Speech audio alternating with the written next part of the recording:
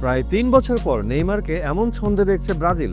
দীর্ঘ সময় পর গোল, পুরো ম্যাচ অর্থাৎ ৯০ মিনিট খেলা এবং সব ভুলে সামনের দিকে এগিয়ে চলা। এ যেন সেই পুরনো নেইমারের ফিরে আসা, সেই আগ্রাসী, দক্ষ আর আত্মবিশ্বাসী এক ব্রাজিলিয়ান তারকা। সাম্প্রতিক সময়ের ম্যাচগুলোতে নেইমার প্রমাণ করে দিলেন তিনি এখনো থেমে যাননি।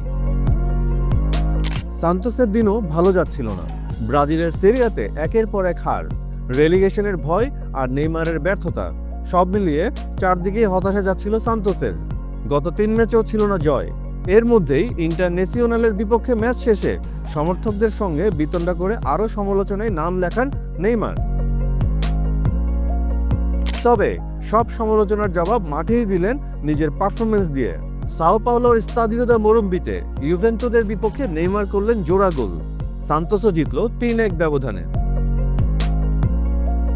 এই ম্যাচে শুরু থেকেই নেইমার ছিলেন তীক্ষ্ণ ও আগ্রাসী। ম্যাচের ৭ম মিনিটেই তার ফ্রি কিক কোনোভাবে ঠেকান ইউভেন্তুসের গোলকিপার রুয়ান কার্নেইরো। ৩৭ মিনিটে সেই সুযোগ আর হাতছাড়া করেননি নেইমার।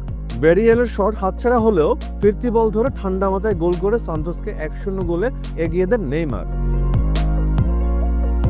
৩ মিনিট পরেই অবশ্য ব্যারিয়েল নিজেই গোল করে ব্যবধান করেন ২-০। প্রথমার্ধের শেষ মুহূর্তে ইউভেন্তুসে ১ গোল পরিশোধ করলেও দ্বিতীয়ার্ধে ম্যাচের নিয়ন্ত্রণ রাখেন নেইমার ও তার সঙ্গীরা। ম্যাচের ৮০ মিনিটের সময় নেইমার আবার গোল করেন, তবে এবার পেনাল্টি থেকে। এই পারফরম্যান্স শুধু সান্তোসের জন্য না, বরং পুরো ব্রাজিলের জন্য স্বস্তির খবর।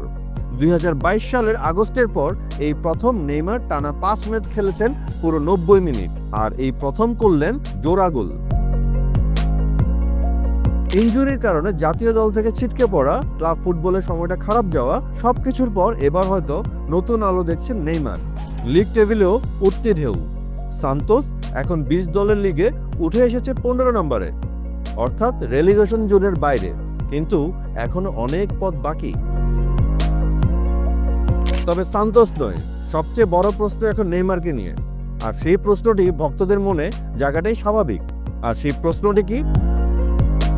সেই প্রশ্নটি হলো, আনচেলত্তি আবার জাতীয় দলে ডাকবেন নেইমারকে? বিশ্বকাপের আগে ফর্ম থাকা নেইমার মানেই প্রতিপক্ষের জন্য ভয়ঙ্কর বার্তা। আর্জেন্টিনা, উরুগুয়ে, কলম্বিয়া সবাই জানে সুস্থ নেইমার মানেই ভয়ঙ্কর ব্রাজিল। নেইমার নিজেও হয়তো এখন প্রমাণ করতে চাইবেন তিনি এখনো দেশের ভরসা, এখনো তিনি ব্রাজিলের সুপারস্টার। নেইমার ফিরছেন গোলের ভেতর দিয়ে মাঠ ও দর্শকদের মনের জগতেও। ৩ বছর পর এমন নেইমারকে পেয়ে নতুন করে স্বপ্ন দেখছে সান্তোস, আর সেই স্বপ্ন ছুঁয়ে যাচ্ছে কোটি ব্রাজিলিয়ান হৃদয়কে। আপনার কি মনে হয় নেইমার জাতীয় দলে আবার ফিরবেন? কমেন্টে জানাতে পারেন আপনার মতামত। আর যদি ভিডিওটি ভালো লাগে একটা লাইক দিতে ভুলবেন না। ফুটবলের সব আপডেট, বিশ্লেষণ আর ইনসাইড নিউজ পেতে সাবস্ক্রাইব করুন Bangla flow YouTube channel. Facebook, Instagram আর টিকটকেও যুক্ত থাকুন আমাদের সঙ্গে।